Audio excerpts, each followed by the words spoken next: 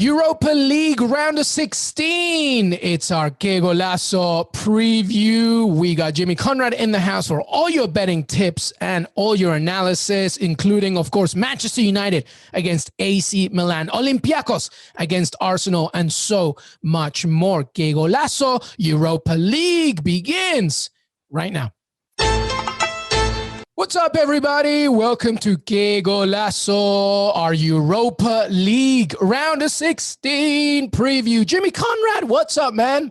What's up? I'm excited for this. A lot of great matchups in this competition. So many good games. And you know what? It's good that it's a little bit less games as well, so we can really focus a little more, don't you think?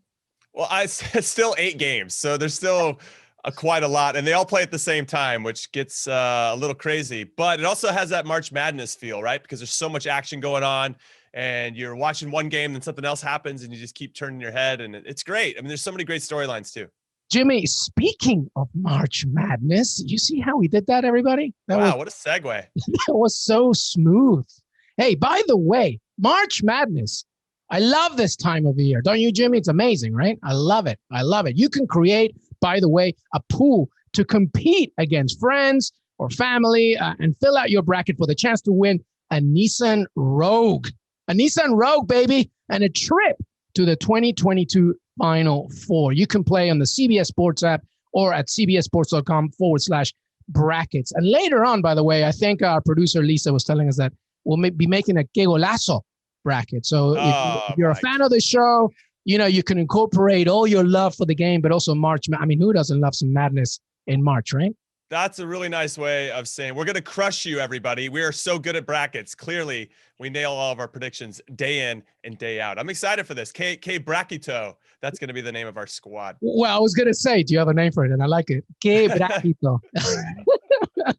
But anyway, everybody, make sure that you go to cbssports.com/brackets because March Madness is upon us. A Selection Sunday, of course, is nearing. All right, everybody, let's get on with the show, baby. Europa League preview, round of 16, and we begin, Jimmy. We have to. I know there's some parlay love coming up, but we have to begin with Manchester United against AC Milan. Okay, we can start there. That's probably the tastiest of the matchups, and I think that both of these clubs will feel pretty disappointed that they drew each other, right? Because there's teams like Molde out there and Granada and Young Boys and Dinamo. I mean, there's just teams out there. You're like, oh, why couldn't I have one of those? But okay, fine. We'll take on each other. This is the first time they played against each other in Europe, despite being as big as they are, since 2010 in the Champions League. So this has been a while since these two clubs have faced off. Now, I want to say that, to your point, Luis, we are going to do a parlay. We had a great parlay action yesterday. So many people chimed in on Twitter. Make sure you hit us up again. Let us know who you're going to bet, because I feel like the Europa League just lends itself. So many games, just awesome action for some parlays. I think of these 8 games, Luis, we should really try to maybe identify 4 results only and see if we can hit it again. Are you cool with that? Let's do it, baby. We'll put down $10. You put 5, I'll put 5, and we'll see what happens. Okay, so let's get Man United, AC Milan. So I'm going to get your thoughts, and then we can decide on where we think this is going to go. Lots of injuries for both sides. So I have to look down to read because there's so many people. On United side, Pogba's out. Marcus Rashford's going to be out. De Gea's still out, even though Dean Henderson has been fantastic between the sticks. Potentially Edinson Cavani and Luke Shaw are going to be out as well. And then for AC Milan, they got Zlatan's going to be out, unfortunately. Theo Hernandez, Ante Rebic, Çalhanoğlu, Benacer, Mandzukic. Like, is anybody playing, Jimmy? I don't know. I feel like all their under 19s are going to play at this point. Also, United have only given up 2 goals in their last 8 games. They've been very stout defensively, and those 2 goals were scored by West Brom and Newcastle.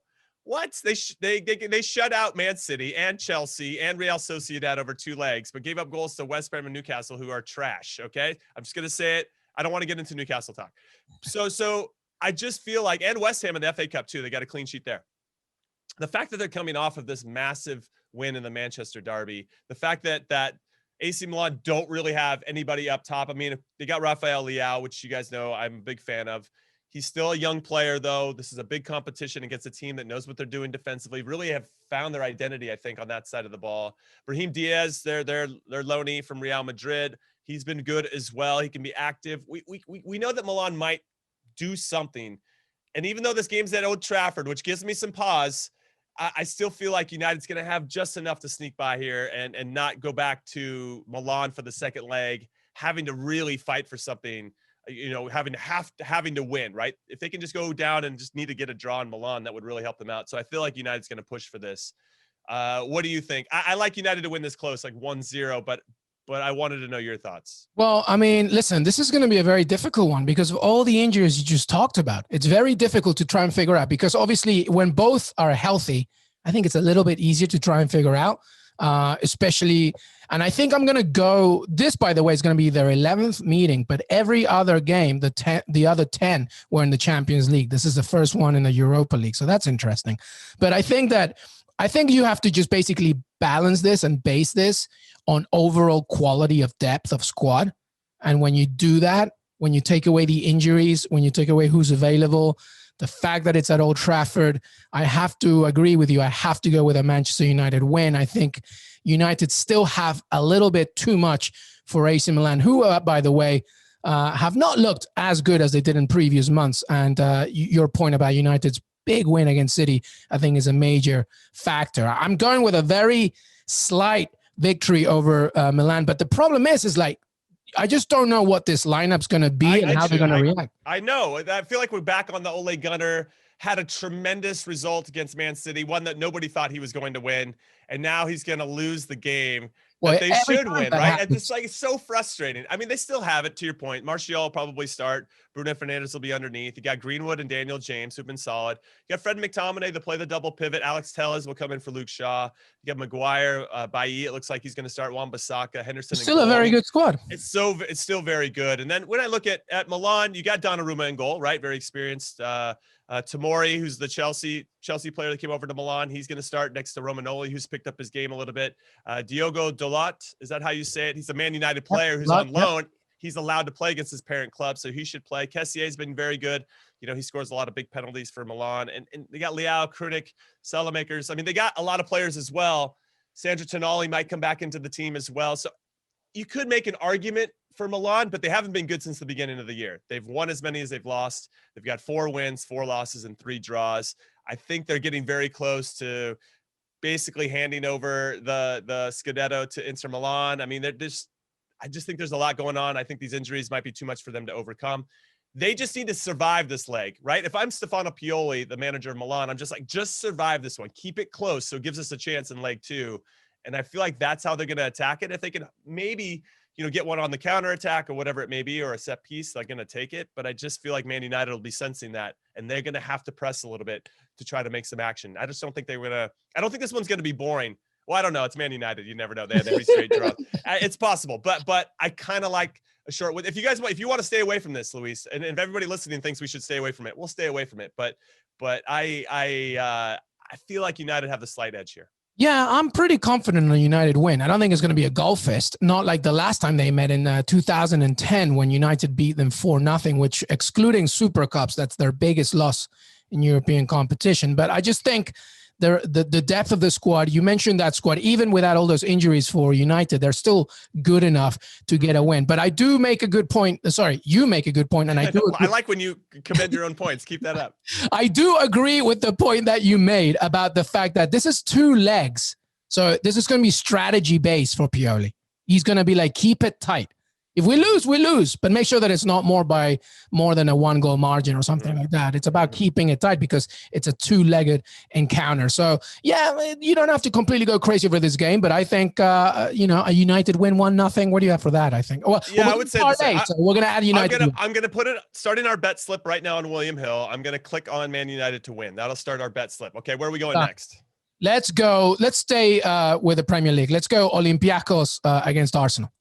Okay, so to catch everybody up, the Greek side beats PSV 5-4 on aggregate in the last round, the round of 32. This is the round of 16. I didn't see that coming. I'll be honest. I'll raise my hand and say I didn't think Olimpiacos had it in their bag. I thought PSV, Daniel Malen up top, leading the lines for PSV. I just thought they were going to do it, and they didn't. And fair play to Olimpiacos for coming to the gunfight with some bullets, man. They scored a lot of goals, and I thought that PSV would be a little bit more stout defensively.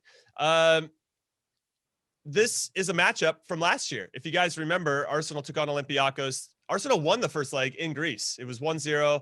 Alexander Lacazette scored. They ended up going back to London for leg 2, as they do, right? If you play, you guys know the deal. And Olimpiacos scored early. That made it 1-1 after 90 minutes. Aubameyang scored in the 113th minute. And then Yusuf El Arabi scored in the 119th minute to steal it 1 minute before penalties. That is so heartbreaking for Arsenal. They're definitely going to want some revenge, la revancha, get some redemption. And I really like Arsenal's character in coming back against Benfica in the last round. They won 4-3 on aggregate. Benfica had it. And then Pierre-Emerick Aubameyang scored late. So there is something about this Arsenal team that I really like. My only issue is that Olympiacos are very, very good at home this season. Arsenal have won only once in their last 5, and they've conceded a goal in 8 straight games in all competitions. So that defense that I think we were talking about, Mikel Arteta really figuring out, have started to show some vulnerability. And this Olympiacos team has to think, okay, last year was a bit of an anomaly. Going to London to get a result was tough. We need to win this home game. Very similar to United, right? We need to take our advantages at home. Even though there's no fans in the stands, whatever, we still need to take this advantage at home and not give up a goal. I think this one's going to be tight as well. I think we should stay away from this one because Arsenal have pretty much everybody healthy. I think the big loss is Smith Rowe. When he's in that line of 3 with Odegaard and Saka, I really like the youth and exuberance from those 3. And Aubameyang's definitely enjoying the fruits of their labor. You know, he's on the end of a lot of good stuff there. So this is a tough one, Luis. I think we should stay away from it because I don't know which version of each team's going to show up. But I do think that Olympiacos might have the slight edge. I would say a draw. I would probably go with a draw would be my one if we wanted to add it into the parlay. But I can't pick one or the other to win. Yeah, this is very difficult. I think a draw is probably a safe bet. Smith Rowe, by the way, the De Bruyne from Croydon, is possibly fit for this one. Hopefully. If he does, I feel like he actually would be the X factor because he can unbalance a lot of things for Arsenal. But to your point, Olympiacos is sort of, very familiar, this fixture. Arsenal fans know Olympiacos very well, the same other way around. They're both each other's annoying teams, kind of bogey team. They're very, they frustrate each other, especially when they don't have the ball. I feel that from the past game that Arsenal played, there's a few things that worry me, especially even if they're at home. And let's not forget, everybody, they got the North London Derby coming up this weekend. I wonder how much of an attention is that for some of the players. But the draw against Burnley really showed me a few things that worried me, like to your point about the back line and just kind of allowing Burnley to just do their thing. And we're not talking about, top 16. We're not talking about Man City. We're talking about Burnley here. So now they have to host Olympiacos, who will come for blood, I think. They will try and go for it. But it's not going to be a goal fest. It's going to be tight. I would say a draw. I don't know if we add this one in the parlay. I don't know if we do it either. I do want to give some context to Olympiacos' home record in all competitions. They've only lost twice at home all season. Yeah. That was to Manchester City and to Porto. Both teams that are doing extremely well right now in the Champions League. Without fans too. That's crazy. Yeah. And they've won all those other games except one. And that was to Eris Thessaloniki. Okay. And that was a couple weeks ago. I don't think I said that right, but I tried. That was a 1-1 draw. And let me see where did they lose that one? I always like checking these things out. No, they scored one late to earn the 1-1 draw. No. Actually, they gave up a late goal, a penalty on that one. So other than that, they've won every other game, which is wild. So they definitely have something at home. There's a mentality, and some teams have it and some don't. Some see their home stadium as a fortress, and they're going to do everything possible to make sure there's like a pride that exists. Every team hopes to have that, of course, but some teams actually know how to execute on it. Again, this lends it myself to, or us to not put this in the parlay. Yeah. You know, what's interesting though, and yes, if I made a mistake earlier saying that Arsenal are at home, obviously Jimmy's right. Olympiacos is at home, but one thing, they're both very familiar with each other. They've met 10 occasions across all European competitions. No encounter, Jimmy, has ended level. Both teams have won 5 times each. So it's even in terms of results, but there's never been a draw. So if that, we both think it's a draw, but if it happens, it'll be the first time. Yeah. Wow. So we're definitely staying away from this one. Yeah. Okay. So let's move on. Okay. Let's stay in North London and Tottenham against Dinamo Zagreb. They're hosting this one. They're at home in this one, I think. So Yes. what do you make? A good win against Crystal Palace. Harry Kane was on form, scored a contender of the season for his goal. What do you make of this game? So I think that Spurs have gotten over their blip, whatever you want to call that, right? Their lack of form, their little dip in form, whatever. They've won 5 out of their last 6 now. I think they're starting to round into form, which is very good for them on a lot of different fronts. I'm looking at that League Cup final against Man City in particular. They've scored at least 4 goals in 4 of these last 6 games. They're knocking.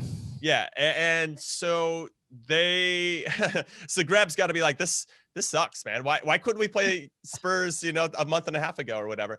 Why couldn't Gareth Bale go golfing now? Exactly.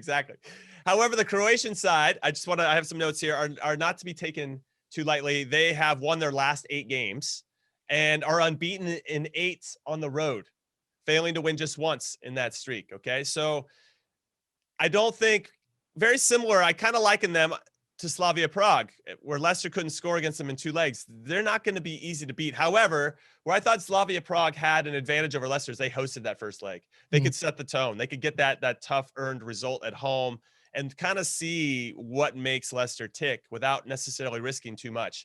Spurs, on the other hand, I feel like have to go for it here. They're at home. They're going to want to get that advantage. They want to concentrate on other competitions. They want to make sure they can maybe end this in the first leg. That said, I don't think Bale will start because, as you mentioned, the North London derby against Arsenal this weekend. I think he's going to roll out his Europa League squad. So I suspect that Lucas will start, Vinicius will start, Dele Alli will start, Steve Bergwijn maybe start this one. He really has to balance where he wants to commit certain types of energy. And it's really important always for both of these North London clubs to try to beat each other. And because if you're not going to finish high up in the table, if you're not going to finish in Europe, you just got to make sure you finish above your biggest rival, right? So there's still that element that comes into play here. I think Spurs will have enough. If, though, Zagreb can score first, I then start to get worried a little bit for Spurs, because then will he make subs, Jose Mourinho, or is he just going to be like, let's just keep it tight at halftime, whatever it is, and then we'll go try to win it in leg 2. But I don't know. It's interesting. This is an interesting one. If Spurs score for really, that first goal for me really will dictate kind of how the rest is going to be played out. I think we should stay away from this one as well. But I would lean towards Spurs. I mean, scoring over 4 goals in 4 out of their last 6 games lends itself to them feeling pretty good about themselves at the moment. Yeah. Do you know that Harry Kane's going to feature in this one? 28 goals and 33 appearances. I mean, I know that the North London derby is important, but some minutes. The good point here for Jose Mourinho is this is a good problem for him now. He's got a lot of players ticking. So it's okay if he rests a few. And Gareth Bale, to your point, maybe Dele Alli makes more of a central point here. But what do you make of the especially both of them, Harry Kane and Heung-min Son? I wouldn't start either one of them. I would go with your regular guys for the first half, or your Europa League squad for the first half. See if Vinicius can get one. See if Dele Alli can work some of his magic. And then at halftime, I think you assess where you are. And if you need to bring those guys on at halftime to try to go win it, then while the other team maybe is a little bit more tired, that's not a bad idea. Or wait till the 60th minute to try to go steal the victory, whatever. I think Jose Mourinho is looking ahead to the North London derby. I think he really wants to smash Arsenal, and why wouldn't he? So I don't think Harry Kane's going to start. But that said, I think the last round, I didn't expect Heung-min Son to start in the first one. He started at the false 9, and him and Gareth Bale went off, right? So it's possible we could see something there. Just somebody active and busy that'll probably break through, because I suspect that Dinamo Zagreb's going to just sit back and try to be hard to break down. I'm more confident in Son starting than Harry Kane. That's fair. That's fair. I mean, he might do that based on the fact that, similar to the last round, you need somebody that's a little bit more busy maybe than Vinicius up top, that can kind of be, make those really darting quick runs and try to unlock the defense in a way that Vinicius is not going to stretch out the other team, right? He's going to kind of just sit in between the center backs and not really stretch it. So it's going to be harder to find space. So I guess there is an option there for Kane or Son to potentially start, because it worked last time in the round of 32. But I don't know. I just think with the North London derby, something to consider. Again, I wish I knew the lineups now, because I think then I would maybe add Spurs into this. I mean, they're pretty heavy favorites on William Hill, but I mean, they should have enough, right? They should have enough. They should. Oh, 100%. They should have enough. But by the way, Lo Celso's back in training after a hamstring injury. Sergio Aurier, he missed a few games. He might be ready for this one. We don't know yet. But to your point, the problem is like the North London derby kind of dictates everything here. But Tottenham home, a stronger squad. I'll add Tottenham into our bet slip right now. Yeah, me too. Win.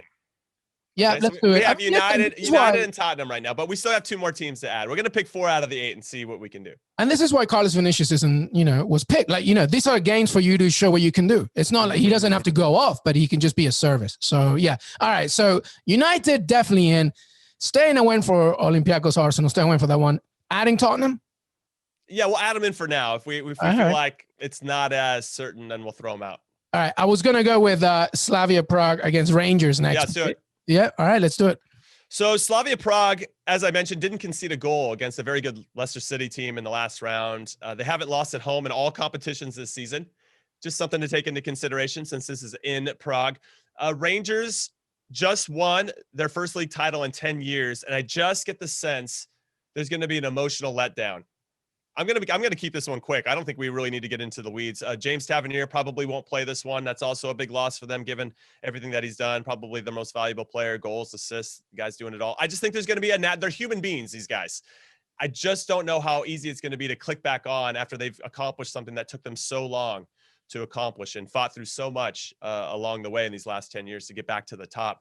There's going to be an emotional letdown. We're seeing Liverpool go through that emotional letdown over a course of a season. I think we're going to see it right now with Rangers in this first game.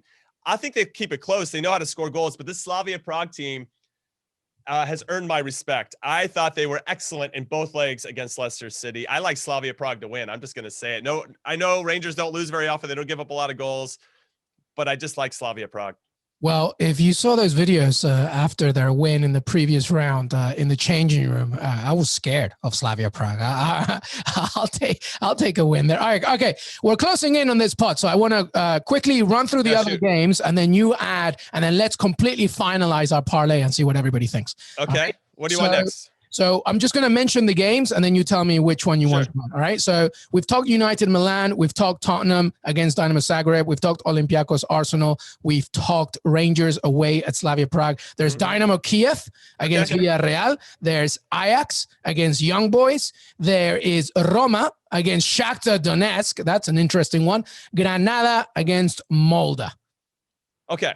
So I'll start with Dynamo Kiev versus Villarreal. Okay, so Kiev beat Club Brugge 2-1 on aggregate in the last round, kind of a tight one. They're unbeaten in 10 and are on a 4-game winning streak. Keep that in mind. Villarreal, though, impressively beat, in my opinion, RB Salzburg 4-1 over 2 legs. We thought RB Salzburg was going to do it, Luis. We obviously were pulling for Jesse Marsch and Brendan Aronson, the young American international. But especially because the Yellow Submarine, Villarreal, poor domestic form. Well, that domestic form has continued to be poor. They lost to Atletico Madrid and Valencia. So they're not really doing it. However, I just want to put it out there that Unai Emery manages He loves Villarreal, and he is the king of the Europa League, having won 3 straight Europa League titles with Sevilla in the last decade, 5, 6, 7 years ago. So he knows how to win in this competition. And they got the red-hot Gerard Moreno up top. He is 3rd in La Liga in goals, right behind Leo Messi and Luis Suarez. The guy is another level. His partner is Paco Alcacer, who can score goals as well. I kind of like Villarreal here, but Dynamo Kiev at home has to know they got to do something here because it's probably not going to look good for them in Spain. I think we should stay away from this one. Villarreal is the favorite on William Hill. I would lean towards the Yellow Submarine, but because of Unai Emery and his magic in this competition. But I don't know what you think. No, I agree. I think stay away from this one, especially because they're away. But Unai Emery, the Unai Emery effect is the one that warms me up, but not enough. Let's focus on the other ones. We go either way. I'll go Ajax versus Young Boys. Okay, so I honestly didn't believe in Ajax last round against Lille. I thought Lille were on this fantastic run of form, doing great in Ligue 1 in France, and it was going to be great for them. And then Ajax was like, listen, we're still Ajax. They won 2-1 in both legs to win 4-2 on aggregate. Very solid in so many different ways. They are currently unbeaten in their last 19 matches in all competitions, 16 of which are wins, Luis. So I feel like they're peaking at just the right time. However, I feel like we need to put some respect on young boys' names, maybe call them young men, if I can go there. They beat Bayer Leverkusen over 2 rounds. Bayer Leverkusen were one of my dark horses to win this competition. And they beat them 4-3 in leg one, and then went to Germany and won 2-0. I was like, what? How is it? What's going on with Bayer Leverkusen, also known as Neverkusen, for all those people that don't know their history? They never win anything big. So I've been impressed with them as well. However, I just want to throw this out there, and this is where I might be leaning pretty heavy on Ajax. The goalkeeper for Young Boys, who's played pretty much every single game this season, David van Balmoes. How about a name? That is a special name. He's been good. He suffered a concussion this weekend, and so their 34-year-old backup, who's only played twice all year and no games in the Europa League, is probably going to come in. And I'm like, that's the red flag I'm looking for. I'm going Ajax all the way, baby. We're going to put Ajax into our bet slip. Okay? Love it. Okay. So Ajax to beat Young Boys to Men in that one. So we're adding, United's in. Yes. Tottenham still in? Tottenham's still in for now. I got a couple more to go over with you. We got Granada, Molde. I'm adding Ajax no matter what. Yeah, Ajax is in for sure. That's a lock. I like Slavia Prague as a lock as well. Okay. Granada, Molde. So these are my two Cinderella teams in the Europa League. I was so sad when they drew each other. However, the silver lining is that one of them will get to the quarterfinals, which will be historic for either club. Now, Granada have major injury concerns. Up to 9 players are going to be out. They're not even COVID-related injuries. They're just out due to this, I think, the wear and tear of the season. Molde have zero injury problems. Granada are also in terrible form with 4 losses in their last 6 in all comps. But they did eliminate Napoli on away goals in the last round, and that needs to be respected, Luis. Molde took down Hoffenheim, though. Molde was down 3-1 in the first half of the first leg to Hoffenheim. Hoffenheim was cruising. They got it back to 3-3 to end that leg 1-3-3, and they went to Germany and slapped them around 2-0. So fair play to Molde on that. This looks like a great chance because of the injuries to Granada and the fact that they're missing some of those injuries to key players. Darwin Makis could be one in particular who would be out. I think that Molde could probably see there's a result here to be had. I just don't know what that result's going to be. So I think Granada can see it too. Like, this is a team we should beat. These guys are from Norway. Nobody's ever heard of them. But Molde are one of those teams that kind of are punching above their weight. I want to stay away from this one, but it should be a good one because of these Cinderella stories. All right, let's quickly wrap it up with Roma, Shakhtar Donetsk, and then we'll make our parlay. Sure. Okay, so Roma, Shakhtar Donetsk, I feel like, again, very similar to Man United, AC Milan. Really unlucky draw for both clubs. I mean, they could have had so many quote-unquote easier teams to play. Roma have won 5 of their last 6 at home. Shakhtar have 2 losses in their last 3, which is as many as their previous 22 matches combined. However, Shakhtar have not conceded a goal in regular time in any of their last 7 away games, Luis. And with Roma's lengthy injury concerns as well, especially to Edin Dzeko and Jordan Veretout, who are 2 of their most important players, I can see this one being real tight. So either Roma winning 1-0 or a 1-1-0-0 draw. I think the under is probably the play here if you just want to look at this one specifically. But I want to stay away from this from a parlay perspective. Yeah, former villain, by the way, Jordan Veretout. All right, okay, let's do it, baby. Drum roll now. Let's see. Parlay Partay, Jimmy Conrad. Let's begin. All right, let's put it all together in our virtual little slip. Okay, so I got Slavia Prague beating Rangers. I think that's going to happen. With all due respect to Rangers and all their success, I think there's going to be an emotional letdown.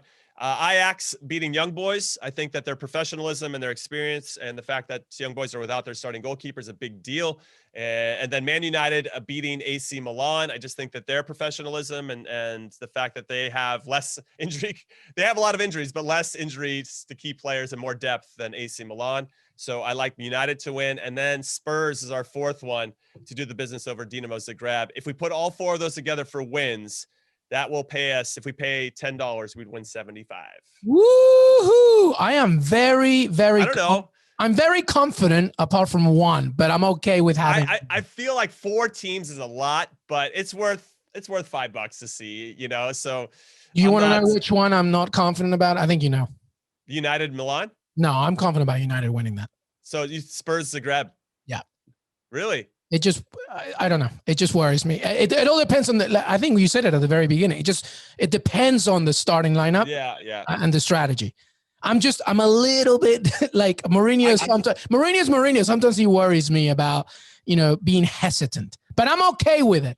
I'm just not going crazy. I'm not throwing a party for this one. Okay. But I'm okay with it. I'm okay. Well, if you want to take those out and just go United, Slavia Prague, and Ajax. I'm very confident about that. If we put $10 on that 3-team parlay, all 3 of those to win, then that would pay us $51. Okay. If you put 100, we win 514.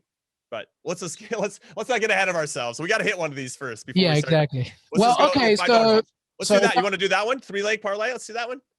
Yeah, I just feel take that one risk and go with Spurs. I don't know. I feel bad for our listeners if we gave them wrong info. But you know what, everybody? We didn't give them wrong info. We're just trying to win. We're trying to win money.